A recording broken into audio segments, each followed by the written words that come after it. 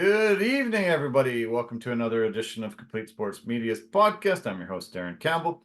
And of course, that way, Jason Cameron joining us, do a great weekend wrap-up of sports. Jason gave me an amazing recommendation to go see the new Deadpool Wolverine movie. I went and saw it on the heels of his viewing of it. And one of the best movies I've seen in a long time. Absolutely fantastic. Ryan Reynolds is one very popular guy right now. He brought the Wrexham FC team here to Vancouver over the weekend. 35,000 fans showed up for the game against the Whitecaps, and he was here opening weekend of the Wolverine Deadpool franchise, which was pretty shocking. And thanks for the recommendation. What a great movie. This guy, Ryan Reynolds, is hot right now. He can do literally no wrong. Everything that he touches is just like he has the Midas touch. Yeah. Goal, turn to goal. That turned to goal. Yeah. Like him dragging his buddy, one of his best friends, Hugh Jackman, into it. Guess what, Hugh? He made you gold. Here's a little bit of more gold for you. There's some gold. Like Jesus, it was, the movie was so good.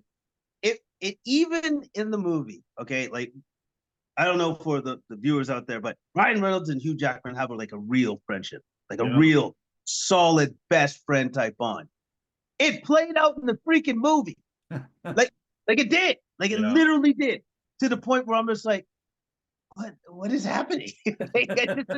Like you can't write it any better than that. Like it's just like, my goodness, wow. Like, I don't know how you did that. Like, how did you do that? But the movie was awesome. The cameos were unbelievable and unexpected. We're not going to ruin that for you. That's not what we're here to do. We're not going to do that. But totally unexpected. Like, I was amazed. I literally was. I was amazed, man. Yeah, I was thinking of you lots because you told me about it and I went there, but I would have been thinking about you quite a bit. I know how much of a, Marvel guy you are, and, you love that type of movie, and there just seem to be so many great references to, Marvel fans. And we were in a very packed theater, and you could tell that, the jokes were landing, the references, Marvel references. I thought it was brilliant how they figured out how to bring Wolverine back from the dead, and it was just they must have had so much fun just writing the screenplay and the script for this one because you're right, they nailed so many aspects of it just perfectly. And also too with the fact that Deadpool always breaks the fourth wall and just talks directly to the audience. And there were so many jokes. There were so many jokes about the studios, about what this happened, how this happened, how they wouldn't allow this in the movie, how they wouldn't allow this in the movie. Even though I really wanted it in the movie, I couldn't have it in the movie. Like it was fantastic. Like it was just above. Overall, I gave that movie for myself a solid 9 out of 10. That was a 9 out of 10. Solid. Yeah, I'm glad you enjoyed it. So did I. It was nice to watch it opening weekend and be in a jam theater. Everyone was just having fun. And as I mentioned, Reynolds brought the Wrexham team here. They blew the Whitecaps out of the water, beat them 4-1 very easily and handily. And it shows a team. I think Wrexham is in like third or fourth tier in England, and they can come here and just absolutely kick our butts. So the level of soccer is just still way below here over in North America. Yeah, of course. We're not very good. And then plus on top of the fact that we're not very good, our team isn't very good. Yeah. Like period. Like our team isn't very good. Like if our team was more like Miami, we probably could have given them a good run. Yeah. So to speak. But we're not like that. No. We're so much worse. They never spend enough money. They never get enough, top end talent. They might have one, top end guy that's a little bit past his prime, but it's too bad. They played a game tomorrow against the first place in the Western Conference LAFC, so it should be a tough battle for them as well. But it was great. They actually brought in the real grass, natural grass, and had it on the turf field. And from all accounts, it ended up being great. And I don't know why they can't keep it and just have it always on grass. That was one of the reasons why Messi, supposedly blocked out at playing on the turf. Nobody really likes playing on that anyway. So I don't know why they can't keep it. They are going to have it for the World Cup, but they put it in. I guess they're taking it out and not bringing it back till 2026. That's awesome. That is just refreshing to know that they have player safety at the forefront of their mind for the Whitecaps. They care about their players so much so that it's turf all day, Yeah. every day. Yeah, Thank you. great. Yeah. Yeah, you must yeah, go. Thanks a lot, guys. Appreciate it. You've got it here. Why take it away? Like, thanks for thinking of us, but yeah, they obviously aren't. We had a really busy weekend watching tons of Olympics, watching the UFC on Saturday. Lots of sports going on. It's a busy week in the world of sports. MLB trading deadline goes tomorrow, 3 p.m. Pacific. The Jays have already traded away 5 of their top players off the roster, and there's a couple more to go at least. It's a fire sale. I haven't seen the Jays have a fire sale like this in a lot of years. It's probably been about 10 years, maybe more, and it's been pretty wild. Every single few hours, all of a sudden I get an alert on my phone. Up, Jays have traded away that guy. Jays have traded away that guy, and they're decimating their team. They've given up. The funny thing about MLB this year is there is 8 buyers and 22 sellers. So the 8 top teams that are trying to win the World Series this year are all competing against each other to get these guys that they need and that they want. And the Jays, I think they've got 10 players over the past 3 days, and 2 of them are coming here to Vancouver, which is cool. I can't wait to go watch them this coming week.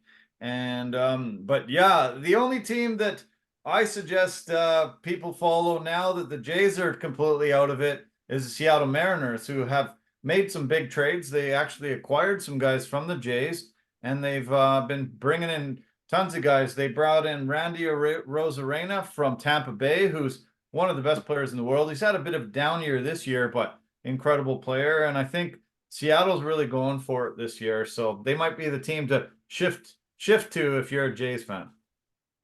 I think that's a great choice to shift to, Yeah. since the Jays are doing their scorched earth policy, and they just want to decimate their team. So I take it then they're just going to start from scratch. They're just like, none of this works.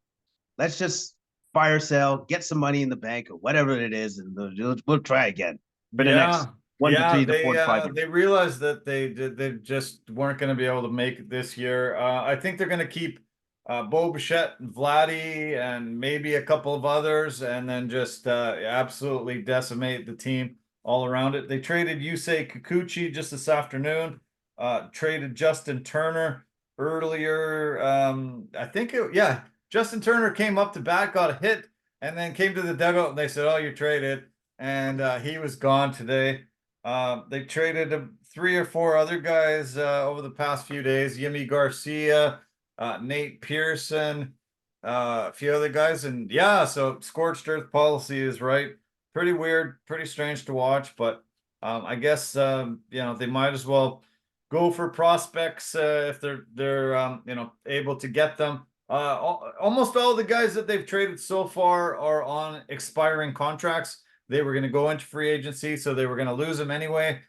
These teams are bringing them in. They only are guaranteed to have them for 2 months. So, they're not getting huge, massive prospects, but they're actually really replenishing that prospects pool. As I mentioned, Vancouver's one of them. They've got 3 other farm teams where they're situating these guys and trying to bring them up into the major league club probably next couple years. Okay, well that's I guess that's smart, since you know what, they had nothing to work from anyways. Yeah. So they might as well start from the ground up and just start again. The organization. Yeah.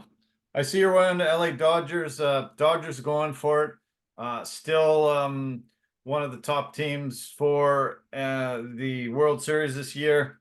But many of those top 8 teams are really jockeying for position. There has been some pretty big deals and some teams really trying to get there. Obviously, it's always the Yankees, Red Sox, Dodgers. You know, a lot of those teams are in the mix. They're the big buyers of things. So let's shift to the Olympics. Canada had a really fantastic day today in the Olympics, day 3 over in Paris, France. 2 gold medals today. Nice to hear the Canadian national anthem being sung a couple times, and good to see. We have moved into 9th place in the Olympic standings for medals. Some broadcast channels put it by medal count, and whoever has the most medals is number 1 down the list. Some just put it as whoever has the most golds and then goes down. So I've got it by golds. From most standings are like that, and Japan is leading the way right now. They've got 6 golds, 2 silver, and 4 bronze for 12 medals. US is down in 6th place. They have 20 medals, most of any other country, but only 3 gold, 8 silver, and 9 bronze. So US will blow these guys away, I'm sure, eventually. But yeah, down in 6th place, US. Canada is in 9th, 2 golds, 1 silver, and 2 bronze. 1 gold and 1 silver from Summer McIntosh. We got a gold medal in judo today. Her name is Krista Taguchi. Deguchi. She won it at the 57 kilo weight limit in judo. Got the gold medal there. We got a bronze today in synchronized diving. Our 2 males, Rylan Wiens and Nathan Sambo Murray, both ended up on the podium. Yeah, having a fantastic day. So Japan's up in the lead. France is number 2. China's 3. Australia 4. South Korea 5. US 6. Great Britain 7. Italy 8. Canada 9. And then down the list, 10 only has 3 medals and down. I think there's 22 countries so far that have had medals so far out of it, but it's only day 3. So yeah, it's only day 3. Very impressed by the young lady, Summer McIntosh, who's won silver and gold for Canada, which is like, what is that, a third of our medals just from one person? So excellent work by her. Excellent work. Yeah, she's going to have a lot more too. I think she's still got 5 or 6 races to go. So fantastic to see. Yeah, lots of stories coming out of Paris. One of the biggest is that the triathlon canceled their training for a 2nd straight day because of high E. coli levels in the Seine River that they're swimming in. And I can't even believe that they even made that choice, that they were going to swim there. They should have found a lake somewhere, or went to the ocean, swam there. The mayor last week jumped in and started swimming around and saying, "Oh, it's great in here. Beautiful. Oh, I can swim here all the time." And then they were like, "Get out quick. You're going to die." And they're really convinced that this is going to happen. But 2nd day in a row, they've had to cancel their sessions. The E. coli level was brutal. I've seen pictures, garbage floating down, and just looking at dirty water, as you can imagine. I don't think any large city on the planet anymore has water that you want to swim in the inner city. Like, I just don't see it being a good choice anymore. So we'll see what this happens. We'll see if any of these people get sick, anything really badly happens. One of them ends up floating up to a dead body. Maybe they'll cancel it and move it somewhere. But yeah, it could be pretty rough. Who was the genius that said, "Hey, let's have everybody swim in this dirty river over here. Let's do that"? Because that sounds like a great idea. Like, come on, man. What are you doing? What are you doing? Unreal, man. That was pretty nutty. I'm shocked that they're even considering that and moving forward, they're being there. One of the other big news today was Novak Djokovic played Rafael Nadal. This was their 61st all-time match against each other. This was on the courts in Roland Garros, where they have the French Open, where Nadal has won 14 Grand Slam tournaments, almost unbeaten in his career. And they came out this morning. Novak won 10 of the first 11 games. He was up 6-1, won the first set, up 4-0 in the second set, and then Nadal turned it on. He won 4 games in a row to tie it at 4-4, and then Novak won the next 2, won it in 2 sets, was able to send Nadal packing. A lot of people think that that's the last time we're ever going to see Rafael Nadal. He has been very injury prone the last couple seasons. Has had some surgeries and has really not been himself. He didn't look himself today again. And if that was the last time we saw him, it's sad that we had to see him on a low moment like that. But I wasn't expecting much from the 39-year-old, I think he is now, coming in off of major surgeries and a lot of really injury troubles in the last little while. So Djokovic ended up he's won 39 and Nadal's won 31 and Nadal's won 29. So they were neck and neck in that 60 matches, most ever by men facing each other in the top professional men's tour. But yeah, it was fun to see them out there. I was really excited, but the match just really didn't deliver. 2-set win.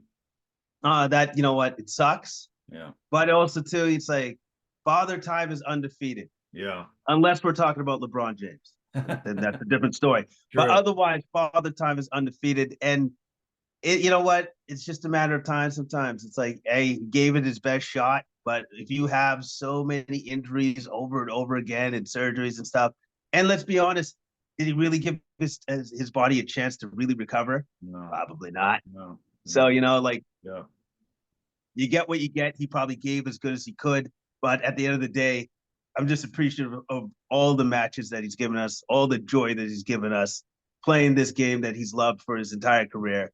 So if this is the last we see of him, bravo. Yeah. You know, like he's done so well. And maybe a nice way to go out on the greatest court that he ever took on, 14-time major championships and 22 Grand Slams in his career. And maybe it's a fitting end to call it a career on this court. Okay, you mentioned LeBron James. The basketball's obviously the most marquee team event in the Olympics. There's been a lot of controversy. U.S. ended up playing against Serbia yesterday, and Steve Kerr decided he was going to have a rotation that did not involve Jason Tatum at all. Tatum did not play, coach's decision, a guy that's just fresh off a championship, one of the best players in the league. And Steve Kerr said, no, you don't fit a rotation for this particular team. Steve was employing three centers with Embiid, Anthony Davis, and Bam Adebayo. And then he had some guard players, very defensive oriented, Drew Holiday, Derek White. And then he ended up bringing in Kevin Durant finally off the bench, who absolutely lit it up. And LeBron played obviously quite a bit, was their best player. But lots of controversy, not even playing Jason Tatum 1 second of this game. Now, I know that there's been some conspiracy theorists that say he just wants to get back at the Celtics. I mean, he wants to cause strife. He wants them to talk. It's like, so Drew Holiday, Derek White, guess they're better than you, Jason? Hey, buddy? You know what I mean? Like, I think it's ridiculous. But at the same time, did you forget he was there? Did you forget he was on the team? He's right there. Yeah. He's literally right there. I don't know, man. I find it hard to believe that he couldn't fit in the rotation Yeah. because he just didn't fit the play. What are you talking about? Yeah. Like, what are you talking about? Like, we're talking about Jason Tatum. I don't know how many first team All Stars he's had. He was basically the linchpin that drove the ship so that they could win the championship. Yeah. But that guy, useless, useless. Can't use him for shit. Like, can't use him. Like, come on, man. Yeah. So I hope that this was just a one-off, and that doesn't happen again. Because guess what? It shouldn't. No. It shouldn't happen again. It should not happen again. Like I thought maybe it was a good move, keep him fresh, and he said he's gonna utilize him in other matchups because they have a lot better wing players on certain teams. Serbia was definitely a team that was center focused and guard focused. Their wing players weren't necessary, but pretty bizarre. It does create some controversy when an NBA coach is coaching a bunch of other teams. And, maybe they've, obviously the Warriors and the Celtics did go up against each other a couple seasons ago, and maybe Kerr got a little bit of a hate on for him. But I guess he did go to him before the game and said, I don't think you're going to play. I need to go with this rotation. So he did warn him. I don't think it still sat well with him. And he seemed like he was pretty pissed on the bench the whole entire game, but supposedly he will be playing quite heavily in their game against South Sudan coming up this week, and then they've got another game. So, it did create a lot of controversy. The other big thing that was been talked about tons is how well Kevin Durant played. He hadn't played since April, and he was able to finally come in. He played about 17, 18 minutes, I think it was, 5 for 5 from 3. 23 points, only missed one shot all game. Looked like, he didn't miss a beat. And we've seen that before, him coming back from injury. He just seems like somehow he can seamlessly just get into shooting the ball perfectly and, just be that dominant player that we've seen throughout his entire career. Yeah. And then Kerr goes, see, I told you that those are KD's minutes. If he had missed 2 shots, I would have taken him out, but he didn't. Yeah. I think that was only like the third or something like that time that he ever came off the bench. So it was quite surprising. But as I said, he hadn't played in a few months, so it was a while. The calf injury that he was dealing with in Golden State, and they think that led to his Achilles injury. So, Steve was well aware of that as he was the coach of KD back then. So, they've had to be extra cautious. Don't want him to go through another injury like that. Of course, and I don't think he wants to go through another injury like that. And since they know it's this, I guess I'm assuming it's the same calf that he already tore the Achilles. So they're going to be extra careful. And if he has any inkling of it acting up again, they're going to sit him down immediately. Yeah. And guess what? Jason, then you'll get to play. You get to see the court. Oh, yay. We'll see. There's probably going to be a bit more controversy coming forward with this team. This team is, highly anticipated to win the gold and has to bring the glory back to this American team. So I'm sure there's going to be a little more controversy moving forward. Speaking of the basketball, though, Canada was able to win their first game against Greece. Had a really good performance all around. All players played very, very well. They didn't shut Giannis down as he got 34 points, but they were able to minimize the damage from the rest of the guys. They won 86-79. Looked good doing so. I really liked their performance. And did you just see the highlights, or did you actually get to see the game? I know. I just saw the highlights. Again, like you said, team effort on our part. And they limited everybody else and let Giannis have his points because you know what? That was probably the best game plan you could have because you can't really limit Giannis anyways. He's just going to do what he's going to do. But everybody else, you can shut them down. So great game plan by the Canadians. I still think they have a great shot. Out of all the teams in the Olympics, they have the second most NBA players on their team, which is 10. And the other two players have played in the NBA. So there you go. Yeah. Yeah, no, it's great. They have a very, very well-balanced team and a lot of great talent on there. So next game comes in about what 10 hours from now, 8 hours from now.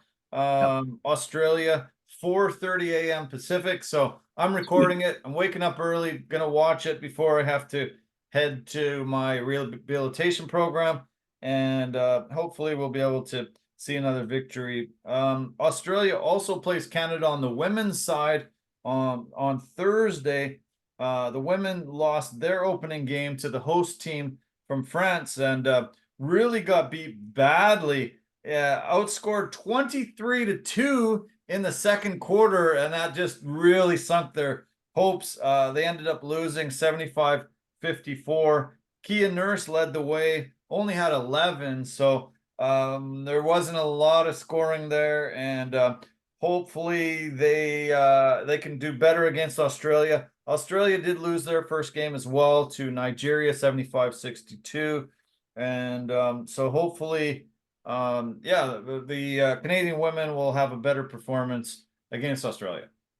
Yeah, hopefully they can do better. That's super disappointing that they weren't able to generate any offense. So hopefully that offense comes to life in their next game. Yeah. Also speaking of Australia, Canada plays them in the semifinal in the women's 7 rugby. Also tomorrow, they had a huge upset in France today. Absolutely fantastic. France is the number 3 ranked women's rugby team on the planet. Canada, I think, is like 20th.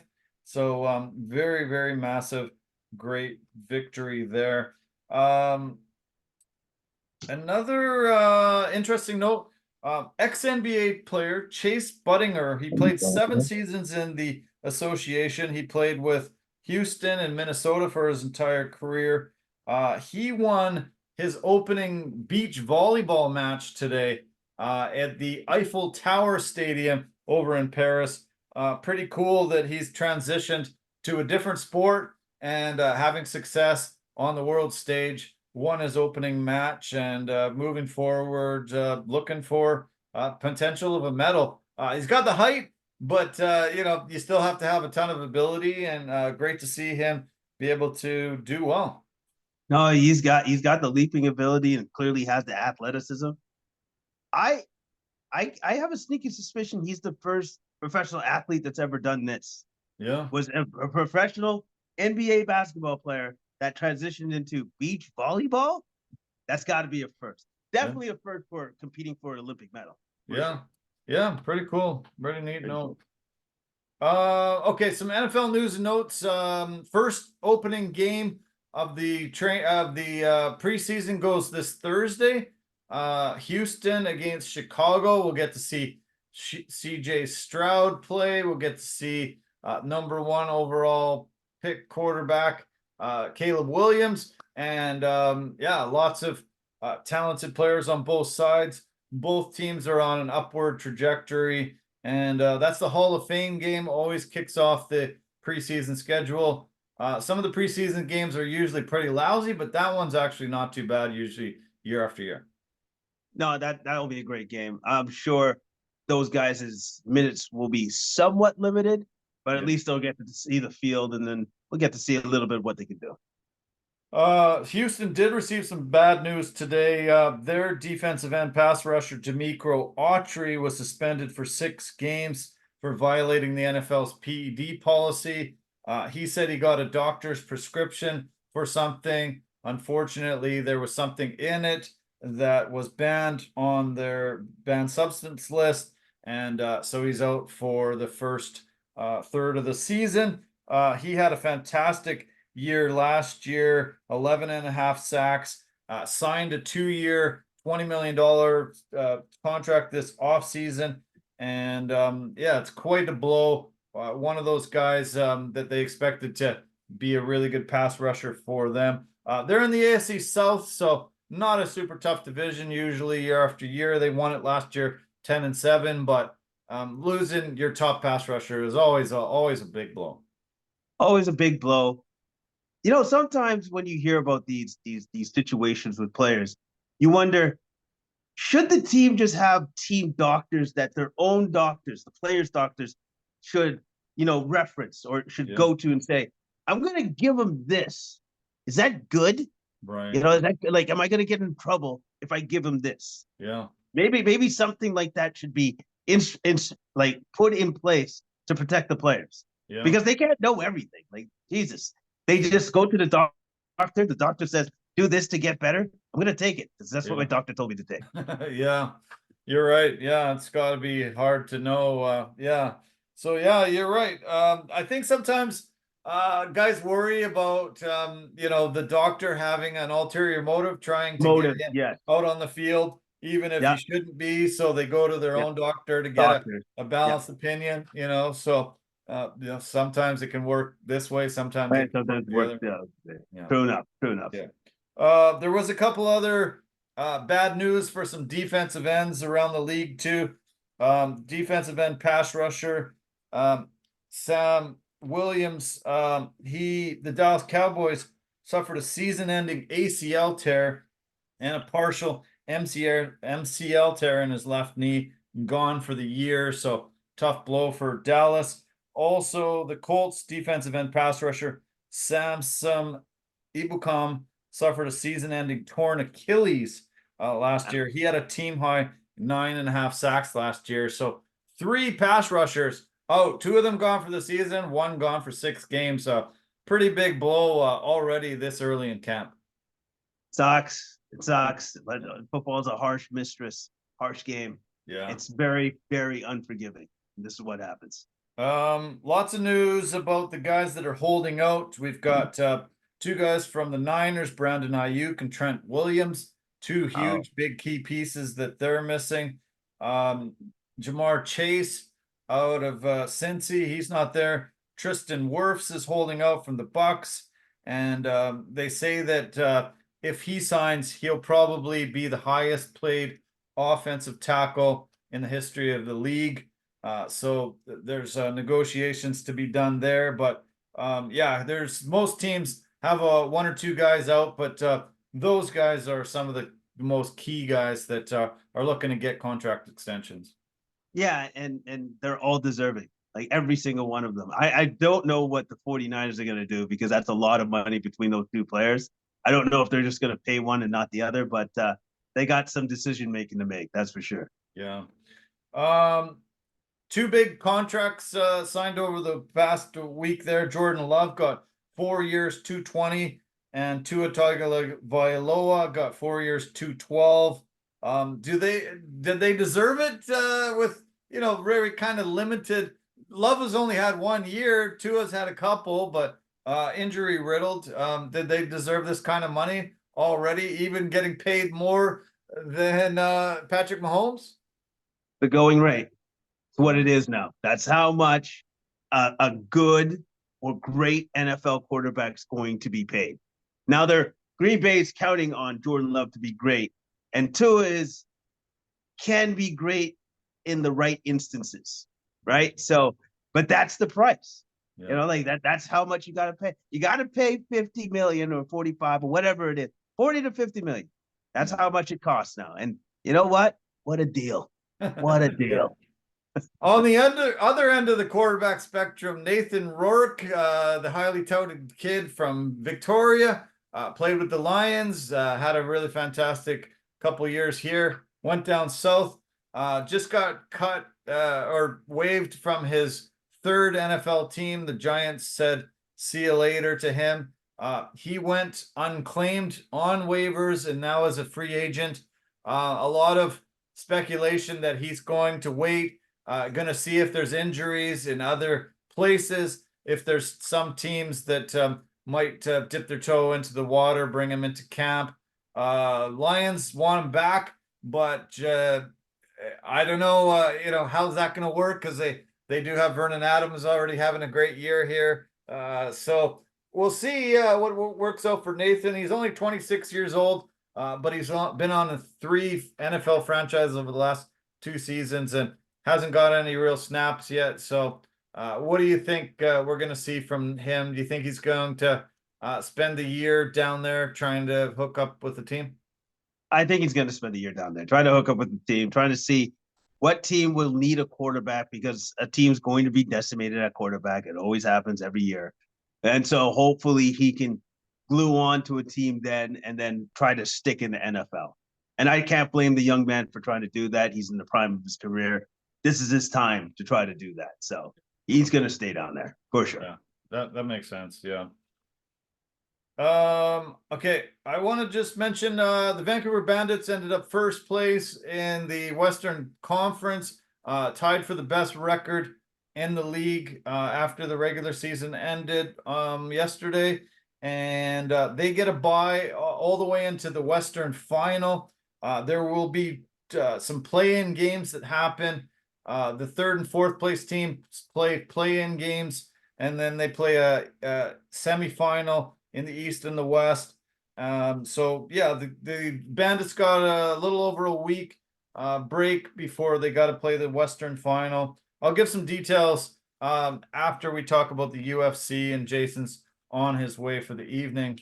But yeah, let's get into the UFC. We had a UFC card from Manchester, England. Felt a little bad for those guys having a fight through the middle of the night and into the early part of the morning. I think that it affected a couple fighters. Definitely, I think it affected Leon Edwards the most. He seemed pretty sleepy throughout the entire fight. It was a fun card, but it didn't deliver as much excitement as I expected. I think there was 7 decisions in a row. And that wasn't to my liking, wasn't to Dana White's liking, and probably a lot of those fans. We usually see such massive outpouring of support and cheering and really guys getting into it. It didn't seem like the kind of England cards that we've seen before there, and it was probably because what time of the morning and late at night it was. Okay, so this is what I'm going to say about that. Is because of the timing of the card and the fact that now Dana White was just like, I'm never increasing the bonuses ever again. I'm never going to do. How about this, Dana? Don't have your cards start at 4 in the morning or whatever ridiculous time it was. Yeah. I think it directly affected the athletes, and I think that's the performance you get. Yeah. I think that's what happened. I think that's the performance you get. I think it's a disservice to say I'm not going to invest in the guys that, like prop up our sport, make our sport. Yeah. I think that's a detriment to you. I think that really is. So if you look at the overall context of how you put together this card, maybe this is always doomed to be like that. Yeah. Maybe if you want to do a real focus study, keep having cards at this insane time and see what happens. Yeah. See if you just have great fights. Good point. Yeah. I definitely just didn't see, I just didn't see the same type of quality of card that we usually see from the UK. And so, it started making me think that, it had to have had an effect on it. And it's disappointing because I know Dana White and many people were quite excited that there is 2 UK champions, and so they can continue to keep going there and having these big cards. Now that they're down to 1 champion, it doesn't have as much cachet and as much excitement, and doesn't bring huge as big of audience to it. So this is this is tough, and hopefully they don't make these kind of mistakes too much more. And I did feel bad about it. Let's talk about the main event. It was a rematch. First fight, Leon was definitely winning the fight until an eye poke early in the second round. This fight, he just wasn't there. He just didn't seem to be that way. I saw him fight similarly in the first fight against Kamaru Usman, and his cornermen were just screaming at him, "Come on, Rocky, what's going on? We need you. Let's do this. You can do this." And he came up with a spectacular head kick knockout in the 5th round to pull it out. I saw him put on a bit of you know, put on a bit of pressure and was landing some shots right near the end there. But I wish they could have got him out of his slumber a little bit early, because it was tough to see a guy lose his belt with just a really poor performance. But on the flip side, Bilal Muhammad had a great game plan. Sure did. Pressure, pressure, and more pressure. Yeah. His cardio and his endurance that he trained into himself for this fight was on another level. Yeah. It really was. It was on another level. He never stopped going Right. forward and pressuring for 25 minutes straight. Yeah. 25 minutes. Always kept Leon on the back foot, always had him backing up. Like I was impressed with the pressure that he kept on Leon Edwards for the entirety of that fight. Yeah. He never let him off the hook. Never did. Yeah, the thing that most impressed me the most was that he was landing headshots, and you could see Rocky's hands going up and going up. And as soon as they got to about here, he knew that he could dive in for the takedown. And he just kept that game plan going. He was like, okay, I'm gonna land these shots. As soon as his hands are up enough, you know, they won't be able to get that takedown defense in there. And he was able to keep getting him down, dominating on the ground. And yeah, it was a very, very, very impressive performance from Bilal. I just wish I would have saw the best Rocky and the best Bilal at the same time to just see an epic fight. Yeah, it would have been an epic fight. And again, I think the time frame of when that fight, because I think they stepped into the octagon at what, 6 in the morning or something like that. Yeah, I think it was 5:30, yeah, about 5:30 in the morning, something stupid like that. Yeah, so like that. I'm sorry to say this. I'm sorry that's ridiculous. yeah. What kind of ridiculous time is that? It's like that's when you get up and train. That's the time that you get up and do road work. Not a time where you go, right, it's fighting time. Yeah. Let's go do this. Like, no, man, it's just a weird time.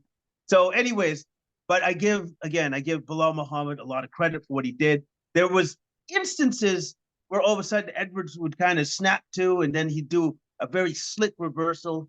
He did that in the 3rd round. He did that in the 5th round. I think those were the 2 rounds that I could possibly have given Edwards that he won. Yeah. But at the same time, Bilal Muhammad spiked Edwards on his head in the 2nd round. He spiked him on his head. Yeah. Like he was throwing a touchdown spike. So, you know what? I have to give it to Bilal. He did well. He followed through with his game plan, and he got the fight won. He really did. Yeah, so from the post-fight press conference, it sounds like Dana White wasn't immediately thinking that a rematch was going to be guaranteed. Do you see Bilal fighting Kamaru Usman next? Is that who makes the logical next choice? Who else is in the top 5? Like is well, Kamaru, is he 3rd? Kamaru's number 1. Actually, Bilal Bilal goes up. Well, I don't know if Leon probably flipped with that. So it would be Bilal champion, Kamaru number 1, and Leon number 2. So that's where the next rankings are: Shavkat Rachmanov at 3, Colby at 4, Jack Della Maddalena at 5. I'm going to be honest. I'm going to go off script. I would say they would probably go Rachmanov or Maddalena before Usman. Like, seriously, because it's like we've kind of already seen that. And I think the UFC would be like, nah, we're probably going to go shock Rachmanov or something like that. Yeah. I think Rachmanov and Bilal Muhammad, I think that'd be a great fight. Yeah. That would be a great fight. I think that's the one to make, and hopefully they can pull that off. Remember the name. You just never really thought he was going to be able to do this. I didn't think he was worthy of the welterweight championship, but has just really been a workmanlike effort and got himself up there, and is he's the 12th undisputed welterweight champion in the history of the UFC. So big congratulations to him, his training partners, his family, and a very, very impressive performance, even though it was against a guy that was still sleeping and not quite awake. The co-main event had a fantastic epic battle that we were really excited for. the first fight ended up 15 seconds. Tom Aspinall blew out his knee, but Curtis Blades, one of the best heavyweight wrestlers we've ever seen in the history of the heavyweight division, UFC. Also a guy that's had tons of KOs, I think 13 knockouts in his career. A guy that's been in with all the top guys that you can name. But this was a absolute shit kicking. He just blasted him. Aspinall, I think, was more anxious than I've ever seen him. He rushed in a little bit recklessly early on, and I thought, whoa, what is he doing? Why is he not fighting smartly? But he was just looking to land that shot that would drop Blades. He did it, had him out of there in a minute, and I think even shocked most of the people that are fully on board with Tom Aspinall being the best in the world. It was pretty surprising that he was able to dispatch him that quick. This is what I think was going through Aspinall's mind. Man, I'm tired. I need to go to bed. I'm gonna finish this quick. And Yeah. and man, did he ever do that? Like it was impressive. I think he floored him with the right hand and just wailed on him until the ref like saved Blade's life. And that was it. That was all she wrote. Yeah. I was super impressed with the fact it only took it a minute. And then when I saw an Instagram post, Aspinall's last 4 fights have been a total of 3 minutes and 37 seconds. Jeez, crazy. 3 minutes and 30 seconds. So he's going in there going, I gotta finish this quick. I got stuff to do. I got a life to live. Yeah. Let's get out of here. It looks like Aspinall and John Jones is the fight to make. Everybody wants that. Dana White's hell determined to have him fight Stipe Miocic. So does Aspinall wait around for the winner of that fight, or should he fight somebody else in the meantime? There is no way he fights anybody else in the meantime. He waits for the fight that Dana White wants, because what Uncle Dana wants, Uncle Dana gets. So, he's going to have to wait around for that fight to happen. And then after that fight happens, hopefully then he gets to fight John Jones, if John Jones isn't fighting Pereira. And then, but I think it might go John Jones fights Stipe. If he beats Stipe, fights Aspinall. If he beats Aspinall, fights Pereira. Okay. All right. I think that's exactly the way it will go. Yeah. Yeah. Do you see Jones pulling off a retirement? Lots of people have been saying that both guys, Stipe and Jones, will make this their last fight and call it a career from there. They could. I could definitely see them both. I could see them both doing that at the same time, because I think they have like a lot of respect for each other and stuff. I could see that happening too. Like we just don't know where Jones's head's at. Like, does he really want to go do it anymore? Yeah. Does he have anything to prove? No, he does not. I would still love to see a John Jones Alex Pereira fight though before he finishes it all off. Yeah. Like, I would rather see that over Aspinall. Sorry, Aspinall, you'd have to wait again. But I would love to see that fight. Yeah. That's the fight that I'd love to see. Okay, well, yeah, let's hope you get your wish. I hope the same thing happens too. I hope Jones beats Stipe, Jones fights Aspinall, and then fights Pereira and finishes it off right then and there. Yeah, that'd be incredible. That would be an ideal matchmaker's dream and UFC fans' dream. So let's hope. Let's put a little prayer up there to Uncle Dana and all the guys that put these together and make it work. Okay. Paddy Pimblett, a lot of guys call him out. A lot of guys have really underestimated him. He is 5-0 in the UFC on an 8-fight win streak. Fought his toughest test on Saturday night, and King Green made a big mistake. He went for a takedown, left his head out there, got caught in a guillotine. Paddy realized he wasn't going to get that, switched to a triangle and then to an arm bar. Ended up putting King Green to sleep and putting maybe a lot of doubters out the door farther and farther, because most people haven't given Pimblett much respect and things that he deserves. This was a good performance from him, and another step up in competition. He was still able to dispatch him quite easily. Yeah, he's looked better and better every time he's taken to the octagon. And this time, he was a sportsman this time too, because Green was unconscious, and then he put in the arm bar. Could have broke his arm if he wanted to. Right. Could have. Yeah. Didn't. I think he notified the ref to say, I think he's out. Yeah. I think he's asleep. And then I the just ref's heard like, him oh, yeah. snore. I just heard him Yeah, snore. He yeah, listened. exactly. He's out. Yeah, Yeah. Yeah. exactly. So I give him all the credit in the world. He's looked better every time he's taken the octagon. He's looked better with better competition and it's dispatched them quickly. So yeah, he's on the up. He's on the rise, and he's just getting stronger every time he takes a step into that octagon.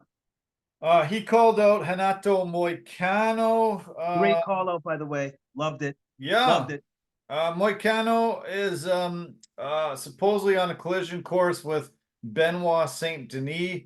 There is a card happening in September in Paris, and I've heard that they are close to signing off on that deal, getting that done. So he'll have to wait for Moicano out of there. I don't know if it's win or lose, he fights him, but yeah, good call out.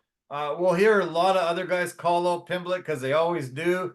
But yeah, he's obviously starting to get to that level where you know, we've seen guys like Conor McGregor get to. He's able to, you know, be that guy that most people want to tune in for, want to see what he does, what he says, how he acts. I have a friend who's not really into martial arts, but that's his favorite fighter. So I texted him on Saturday night and said, "Oh, Patty's about to get into the cage. You should turn it on." And he's like, "Oh, I almost forgot. Oh, thanks so much." And he turned it in. Lorraine said, "I don't really want to watch much of the card, but when Patty's on, can you call me?" So she got to come watch it with me, and he's a guy that moves that needle a lot more than almost all the guys on the UFC roster.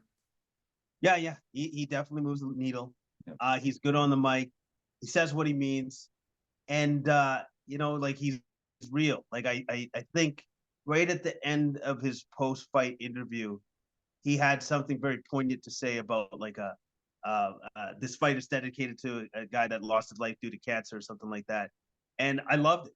Yeah. I love the fact that he managed to grab the mic before he was about to like, for whoever was interviewing him left the cage and said that. And so like that's what endears him to fans. Yeah. Is that realness? It really does. That's true. Yeah, good point. Okay, let's blast through the rest of this card. We had Gregory Robocop Rodriguez get a nice victory over the hometown boy, CLD, Christian Leroy Duncan. Rodriguez, that physical specimen, he really is starting to look better and better. 3 straight wins. Nice unanimous decision victory by him. Yeah, great unanimous decision victory. Great grappling. Definitely held the advantage in the grappling department, and he had great combination with his strikes and his punches. Yeah. Great combinations. Like he managed to land. I think it was over like the overhand right over and over again. Very dominant victory on his part. Yeah, that's true. Arnold Allen made the hometown crowd really happy with his decision victory over a super tough guy and Giga Chikadze. Yeah, I liked Arnold's performance. I definitely thought he won 2 rounds and deserved his hand raised on this one. Yeah, it was close. It was a close fight. Chikadze looked great with his movement early, but then I think he started to tire out because Allen was constantly on the gas, constantly applying pressure, constantly keeping Chikadze on the back foot. Yep. He never allowed Chikadze to actually come forward. And I think that was part of the game plan to wear Chikadze out and to eventually get closer and closer so that he can get his punching strikes off, which is what he did, which is how he won the fight. Yep, good point. Yeah, exactly. The feature fight on the prelims was Nathaniel Wood against Daniel Pineda. The prospect is starting to look pretty impressive. Was able to get a victory there. He got the unanimous decision win. I was very impressed with his calf kicks, dropping Pineda. With a hook. He got Pineda down quite a few times with kicks and Yeah. punches, and Yeah. really great performance by Woody. Looked fantastic. No, he looked fantastic. He was by far and away the better technical striker out of the two. Yeah. Kicked him off his feet or punched him off his feet, one or the other. And he did it over and over again within the course of this fight. I'll give Pineda this. That man is tough. Yeah. He is tough, and he did not give up on himself. A lot of other fighters would have wilted, and it would have been over in the first or second round. That man managed to manage the entirety of 15 minutes, all 3 rounds. Good on him, but he took a beating going through all of that. Sure did. Yeah, he is super tough. And yeah, most guys would have not been able to survive that onslaught that Wood gave him. Meatball wasn't able to get her hand raised in front of the hometown crowd. She's very beloved, but she was outclassed, I believe, in this one. She used a lot of pressure, but Brazil was able to use movement, incredible accurate strikes, and really keep Molly at a distance. Used good kicks, great punches, and really just gave Molly so much trouble. Molly was never able to really land her big shots, and Brazil full marks for a very, very good unanimous decision win. Yeah, she couldn't really find her footing in this fight because Brazil wouldn't allow her to. Right. Great grappling, great timing on her takedowns for Brazil. And even when McCann really went for it and was starting to land some punches in the 3rd round, some heavy strikes, I think Brazil still took her down because her timing was great on her takedown attempts and was able to flip it on its head, get the advantage. Great ground and pound by Brazil. Great win by Brazil as well. Just great win. Jake Hadley had to come in and fight Kalen Loughran on very short notice, and I was pretty damn impressed. He was able to get the victory. He did not look like he had come in such short notice and up a weight class. He really just put on a fantastic performance and stopped the 2-fight losing streak for him. Yeah, nice win by Hadley. Yeah. Whenever Loughran, he would never let Loughran have, I guess, the last strike. He would always hit back immediately. His counter strikes were effective and accurate and telling as well throughout the entirety of this fight. And yeah, I just thought he was the more accurate striker throughout the course of this fight. Yeah, and he was really good on takedown defense. Really stuffed a ton of Loughran's takedowns, and he was really good leg kicks, nice stiff left jab to keep him out there. Mohamed Makayev and Manel Kape had a really big war heading into this fight. Hated each other, called each other out all the time, had a couple of battles during the face-offs and the weigh-ins, and they had to bring in extra security into the cage, try to keep them apart the whole time. One guy wouldn't even stop holding Cape as he was trying to get ready for the fight. And then they came out when the bell rang, and they didn't even engage. They didn't hit each other. They were dancing around. And Makayev has now lost his job. He is being kicked loose and will not be part of the UFC anymore. Got the victory, but it lost him his UFC dream. And Dana said, hopefully PFL will get a good fighter. He's gone. So he did not put on a good show for the boss there, and will be having to find another job. Oh, you know what? If you got that much animosity leading up to the fight, like you fight each other outside of the octagon, like more than once, all right? Yeah. You have 50 security trying to hold you 2 little people back, Yeah. 2 little men, all right?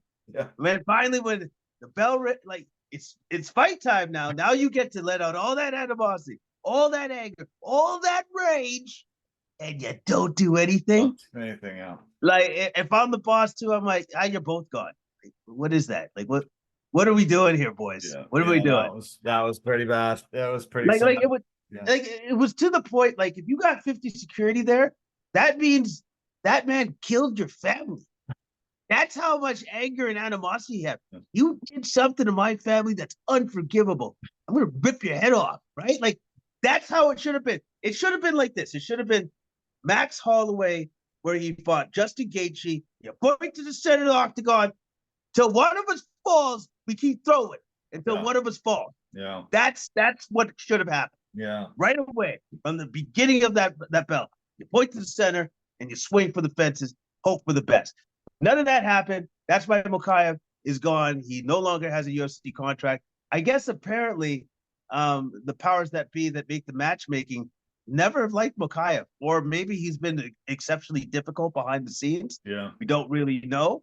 But for you to let go of an undefeated fighter says a lot. Yeah, that says a lot about Mokaev. Yeah, I think he's had some issues with the matchmakers, and also, has asked for way more money than they were ever willing to give, and so it's been hard negotiations and stuff. And Dana basically said, yeah, he just doesn't want to sign. So see you later, goodbye, and on to the next. Dana seem to utilize that as well as the decisions to really say that I'm not giving these massive bonuses anymore. King Green had said, hey, can we at least double the bonuses? Dana White said, sure, let's do 100K for each bonus. Paddy Pimblett got 200K. He got double bonus, actually quadruple bonus. The other two, one went to Tom Aspinall, deserved it, got a great knockout. The other one was on the early prelims, also heavyweight knockout. Mick Parkin got the 100K to start off the second fight of the night. He got the knockout really early or midway through the first round. And so good to see them get some extra bonuses. Unfortunately, it might be the last time we see some extra bonuses for a while. Well, I guess or the extra bonuses as opposed as what Dana White has said forever. Just like he said, I will never consider any of my guys ever fighting Francis Ngannou, which he's not considering. So, you know what? Things change in time. Yeah. Things change. He may say never, but never doesn't mean never. It's the fight game. Things change. That's true. Do you want to say anything about the Oban Elliott fight or the Modestas Bukauskas fight? I would say something if I had seen it. Unfortunately, that is what I saw up to was the Mokaev Coffey fight. That's it. Oban Elliott, 7 straight wins, only 26 years old. Really like him. The Welsh gangster. He is, to me, he's a very big up and comer and looking great. The other one, Modestas Bukauskas, nice submission victory and got the win. I just want to super touch base. I know you got to run, but I want to super touch base on two things. Noche UFC, they made the announcement finally what they're going to have. Sean O'Malley against Merab Devashvili. That will be a fantastic main event. And Valentina Shevchenko, Alexa Grasso for the co-main event. Their rematch. Third time's the charm. Third time, yeah. Third time's the charm. Third fight, yeah. All right. I'm looking forward to that. And then with Merab and Sean O'Malley, here's what I can promise you, Dana. They're going to fight. Oh, man, are they going to fight? So there you go. There's a fight you can count on, eh? Yeah. All right. Yeah, I'm a little nervous, I guess, a little bit because Canelo is also fighting in Vegas same night. They booked out the T-Mobile Arena, which they usually do on Mexican Independence Day and have for almost all of Canelo's career. So I don't know how much the sphere holds, but Dana keeps promising that it's going to be the greatest spectacle anybody's ever witnessed. It better be, because he's going to try. He's literally competing against Canelo. Yeah. And Canelo goes, well, I got all of Mexico behind me. Who do you got? Yeah. Like, who do you have? Nobody. Right. No, but I'm kidding. But I hope so. I hope it's a great spectacle. I hope it's something that we've never seen before. Apparently, it's going to cost the UFC a ton of money, and possibly they'll never do it again. Oh, Oh, we've heard that before too. We've heard that before. So anyway, I'm curious to see what it's all going to look like at the end of the day. I hope it's super impressive, and I hope it's the spectacle that he promises. Yeah. That's it. This week's card coming up is taking place in Abu Dhabi. 9 a.m. prelim start, noon Pacific time for the main card. The main event has Corey Sandhagen, Umar Nurmagomedov. This is a title challenge eliminator. It's number 4 against number 10, but Umar's down there at 10 because he hasn't fought a huge amount in the UFC. A big bantamweight battle that I think should be a really, really great fight. Oh, it's going to be a great fight. It's going to be a fantastic fight. Umar's a number 10, but we all know he's better than that. Yeah. Everybody knows he's better than that. Yeah. Sandhagen's won 3 straight. Last victory was against Rob Font. Also beat Chito Vera and Song Yadong in that streak. 10-3 in the UFC, and his only losses are to former champions Peter Yan, TJ Dillashaw, and Aljamain Sterling. So, pretty incredible career so far. He's only had one career submission loss, and that was to Aljamain, a rear naked choke. Usman is the cousin of Khabib. Comes in, he's 5-0 in the UFC. Hasn't fought massive competition, but has looked great in all of his fights. Won against Bekzat Alkamon by decision just in March, and has had some impressive wins from Dagestan. Obviously, very good submission artist, and we'll see how it plays out. And yeah, it could be a lot of the bantamweight picture will look very interesting very soon with a lot of these fights. There's another bantamweight fight on this card where these contenders are really going to start emerging. Yeah, exactly. And that fight that you're referring to is the Marlon Vera Davison Figueiredo fight, which is going to be a banger. It's going to be a great fight. Yeah. I'm somewhat disappointed, to be honest. The co-main event is not happening. I don't like that. I think it was supposed to be originally Vicente Luque and Nick Diaz. Yeah. Nick Diaz coming out of the woodwork, coming out of the woods after, I don't know, 15 years. I have no idea when the last time we saw Nick Diaz. But it's been a long time. Yeah, he had one appearance a couple of years ago, and he fought terribly. I think it was against Robbie Lawler. It just looked really bad, and it just looked like he was super rusty and not very good. But yeah, he had some travel issues. Could not make this this fight, so that sucked. The co-main really doesn't do it for me. I wish they would have put Vera Figueiredo as co-main. Yeah. Because I think this is a mismatch between Sharabullet and Michael Olachechek. I think Sharabullet, dominates big time. Probably just knocks Olachechek out very fast. Yeah. I agree with you on that. I think it should have been Chito and Figueiredo should have been the co-main, not what you just mentioned there. That's not good enough. I don't believe. No. But the Vera and Figueiredo would have been. Olachechek has lost 2 in a row and 3 out of his last 4.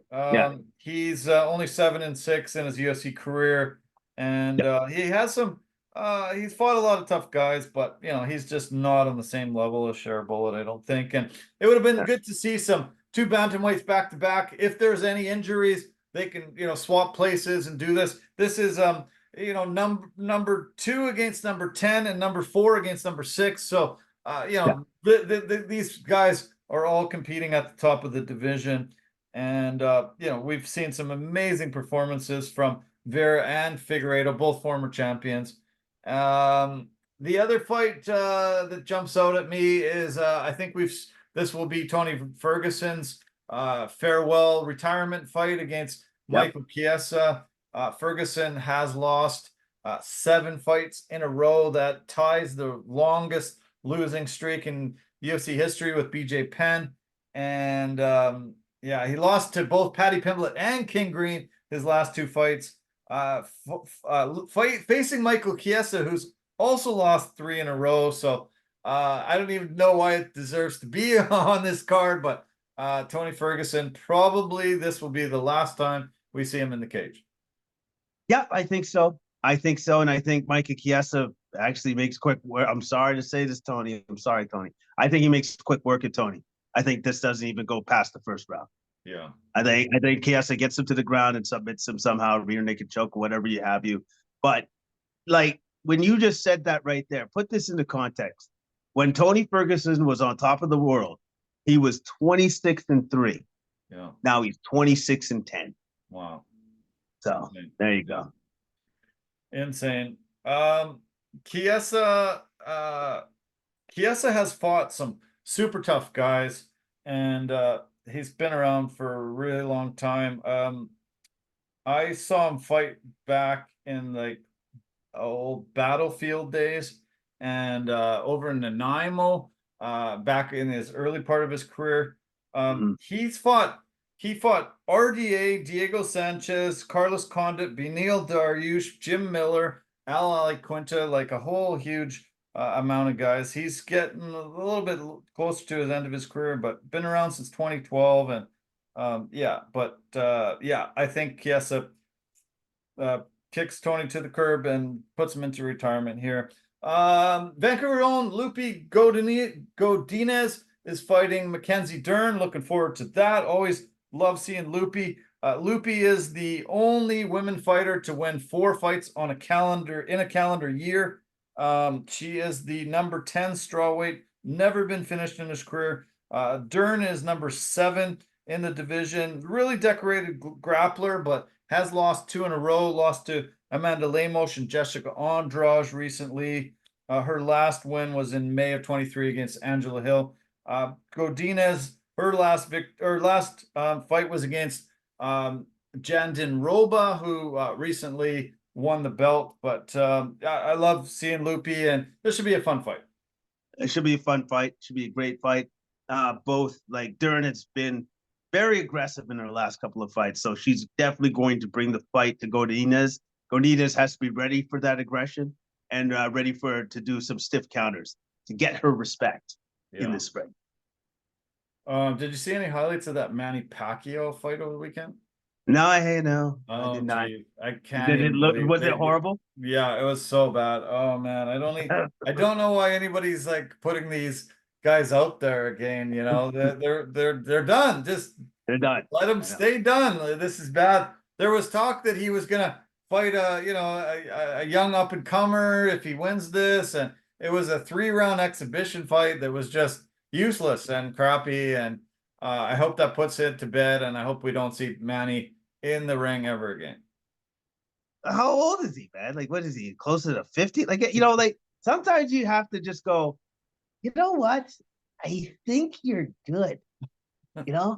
I think you're good. Yeah. I think nobody wants to see this.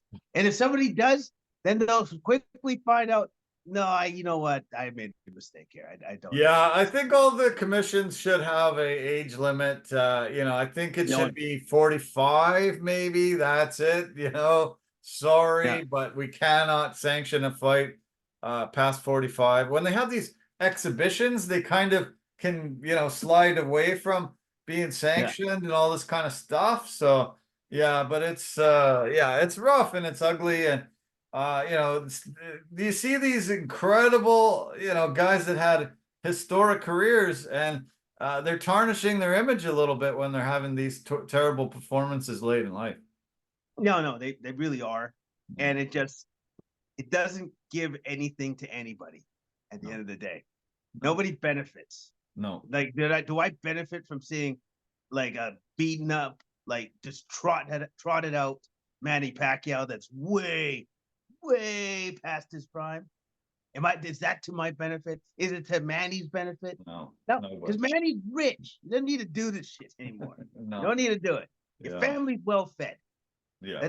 Let's keep it like that. Keep your brain cells in your head, not on the floor. Good point. Let's just call it a day. Yeah, good point. Okay, well, calling it a day sounds good. I'll send you packing. I got a couple of news and notes to give our viewers and listeners, but appreciate your insight as always. In fantastic way to end my Monday. And yeah, I hope you have a great week ahead. I got a couple concerts I'm going to. I'm going to see Billy Idol tomorrow, and I'm going to go see this Pink Floyd tribute band on Wednesday. So pretty pumped for this week. Look at you. Look at you, just enjoying life and stuff. And I got to go to work. It's really cool. Good for you. And also too, I got to say this: Billy Idol's still alive. Well, good for him. I didn't know that. Yeah, yeah. I don't think he's that old to worry that he's already dead, but I mean, Well, he's a rock star. yeah, true. I know how they party. He probably should have That's died true. younger, Yeah, but yeah. He whatever. partied, I'm sure, big time in those 80s. Yeah, so true that. But yeah, no, he's still alive and kicking, and full sold out arena, Rogers Arena. Can't wait. It's gonna be fun. Okay, that's nice, man. Well, I wish I was with you, but some of us got to work, so whatever. You have fun. Okay, bye. Yeah. Okay, Have a good one, man. Talk soon. Thanks talk soon. again. Okay. Cheers. All right, Cheers. bye for now. Okay, we were talking a little bit before we got into the UFC about the Canadian, the CEBL and Vancouver Bandits. I just wanted to shed some light on when the games are. They are playing games starting on Friday. These are the play-in games. So it's Scarborough playing Ottawa on the East playing game. In the West playing game, it's Winnipeg against Calgary. First game goes 4 o'clock Pacific, second 6:30. The winner in the East ends up playing the Niagara River Lions, who had the best record in the East at 16-4, or no, 14-6. Sorry. That goes on Sunday, August the 4th, and that's 2:30 Pacific tip-off time. The winner in the West plays Edmonton, who finished second in the conference. That goes Sunday, 5 o'clock. And then Montreal ends up getting a bye in the East because they are the host team. Even though they don't deserve it at 6-14 record, they will face whoever comes out of the play-in game into that semifinal. And that goes on Friday, August the 9th, 5 o'clock. The early game is the Western Conference game where Vancouver will come. They will be waiting for whoever emerges out of the semifinal, and that's 2:30 Pacific. And then the final goes on Sunday, August 11th, live on TSN, 3 o'clock Pacific. Let's hope the Bandits are in there and can take home the title. It would be great. Have a little bit of a celebration in Langley or maybe even Vancouver. And yeah, great, phenomenal season for the Bandits. Finished first in the regular season, first in the West, and a bye all the way into the Western Final. Only have to win 2 games to claim the title. Can be done.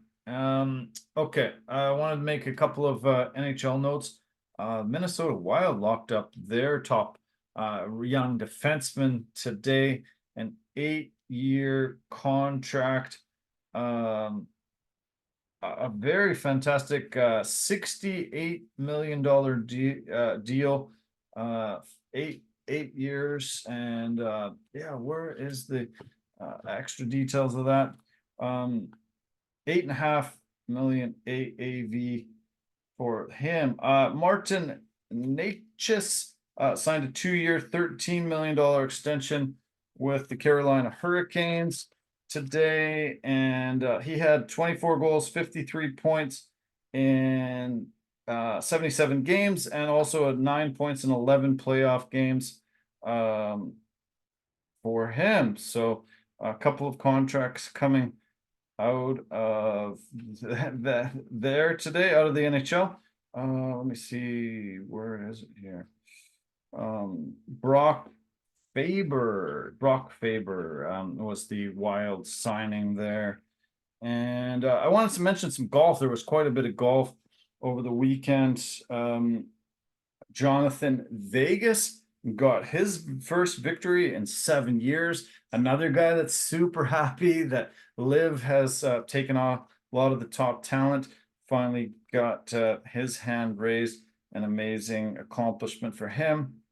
John Rahm, speaking of Liv, John Rahm gets his first victory on the Liv Tour.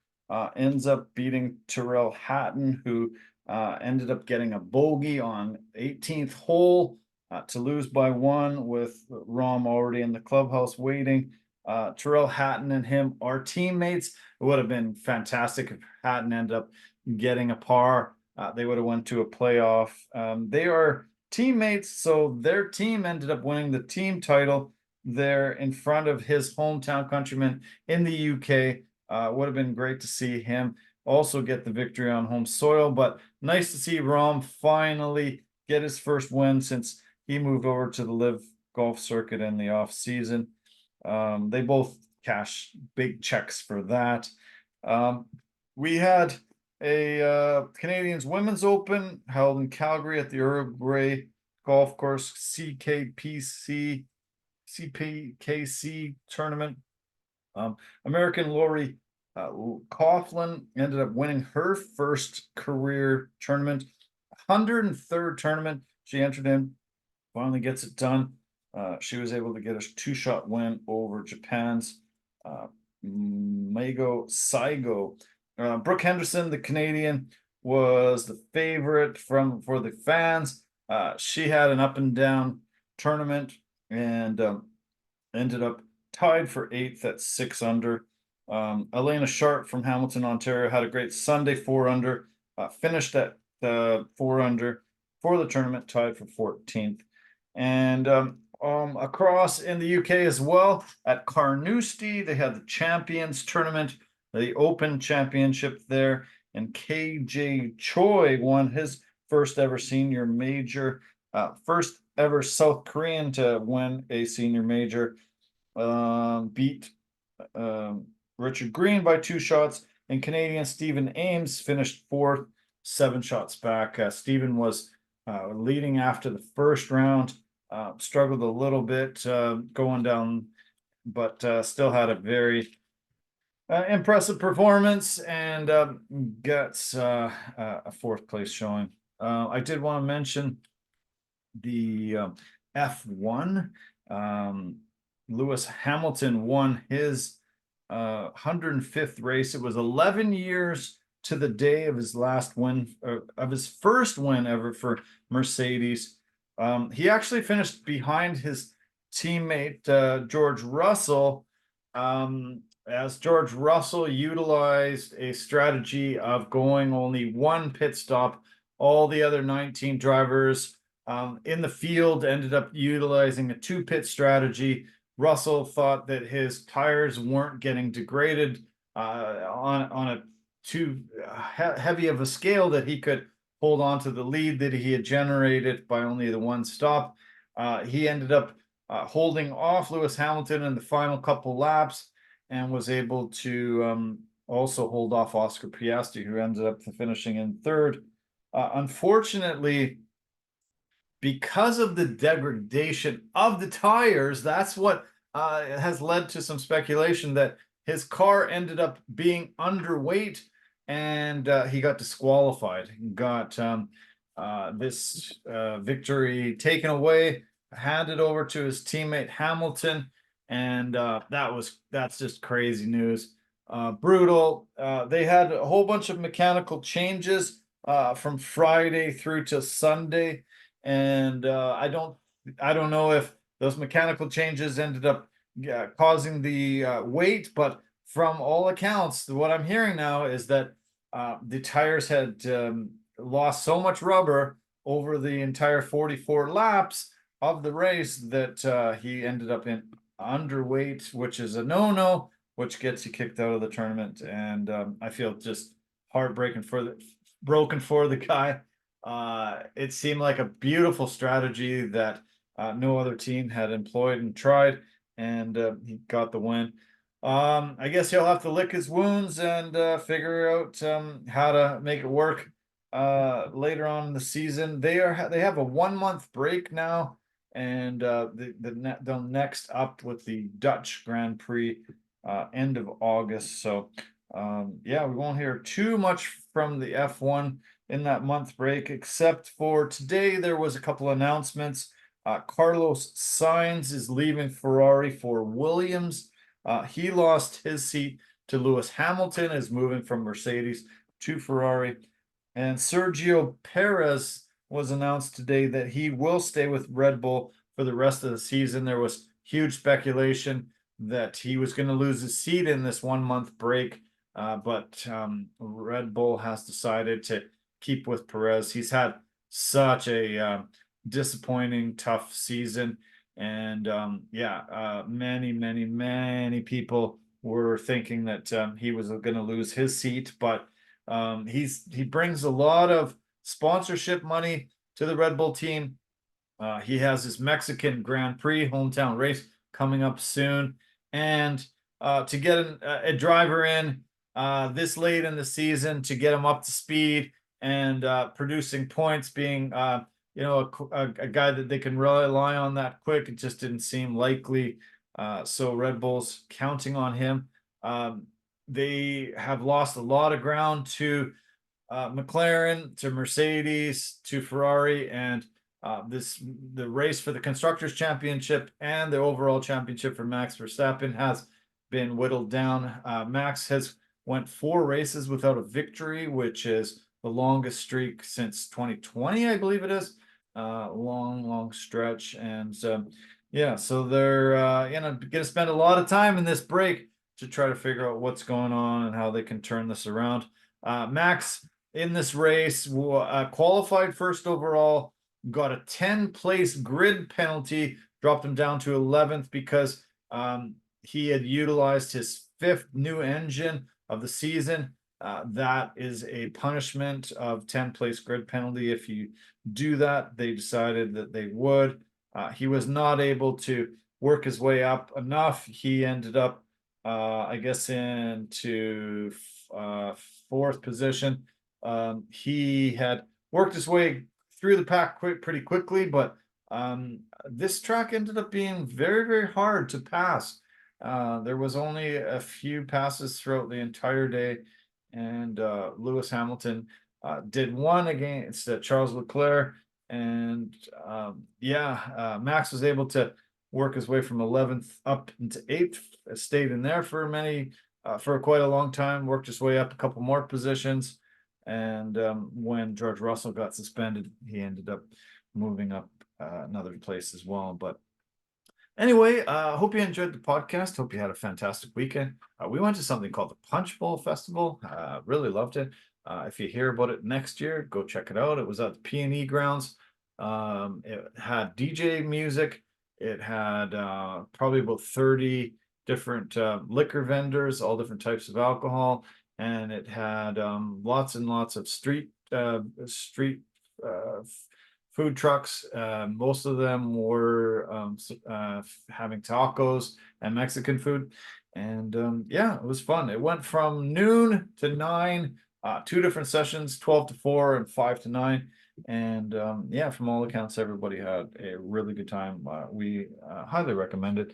And I also recommend that Deadpool Wolverine movie. Go check it out if you even if you're not a Marvel guy, even if don't watch a ton of superhero movies. Fantastic movie. One of the best I've seen in a long time. And enjoy the Olympics. Just loving it. Only 3 days in, but so many great stories already. Very heartwarming, amazing moments in these athletes' lives. Very inspiring. And the CBC, Sportsnet, TSN doing a fantastic job. Here north of the border, we're seeing NBC doing a great job. South of the border, Americans have already won 20 medals, Canada 5. And so Americans are going to be able to be celebrating a ton. Talk to my family in Australia. They're watching the Olympics like crazy, and I'm super happy they are as well. Absolutely love the surfing. Really enjoying the swimming. Australians are doing great. Canadians are doing well, and let's hope we get to hear a lot more national anthems over the coming days. And I hope you have a fantastic week ahead.